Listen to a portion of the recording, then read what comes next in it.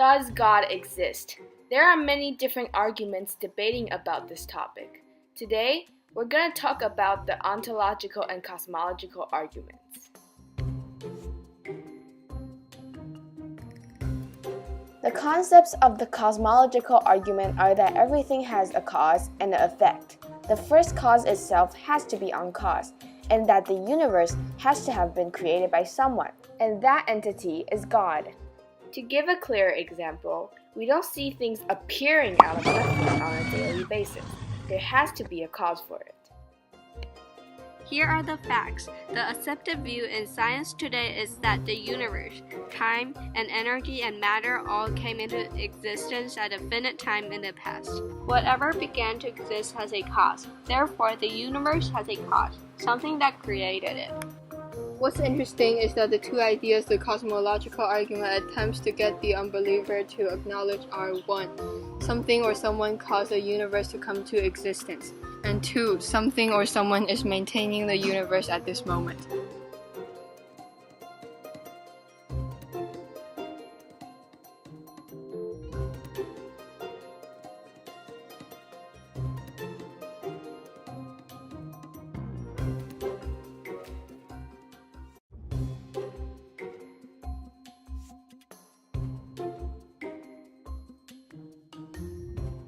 The ontological argument believes that a maximally great being has to be all-powerful, all-knowing, and morally perfect in every possible world.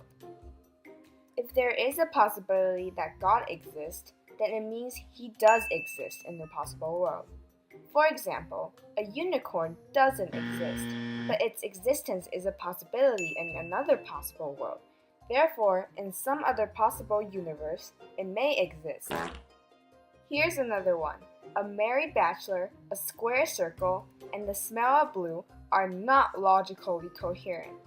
Therefore, it cannot exist in any possible world. Let's move on to some facts that will help you understand more about this argument. The ontological argument was first created in 1078 by a monk named Anselm of Canterbury, who stated that if God possibly exists, then it is only logical that he does exist. This uses deductive ideas that if the premises is true, then its conclusions can automatically be considered also true, and would be a valid argument. Also, Anselm stated that any good thing in our minds would be better if it existed in reality as well. Therefore, if God is the greatest thing in our minds, only a real version could possibly be better. However, God is the greatest thing, so he has to exist in the real world. On the other hand, there is a fallacy, or flaw, in this argument because we can therefore use it to say that anything we imagine can exist in real life, which is not the case. Last but not least, there is nothing bigger than God.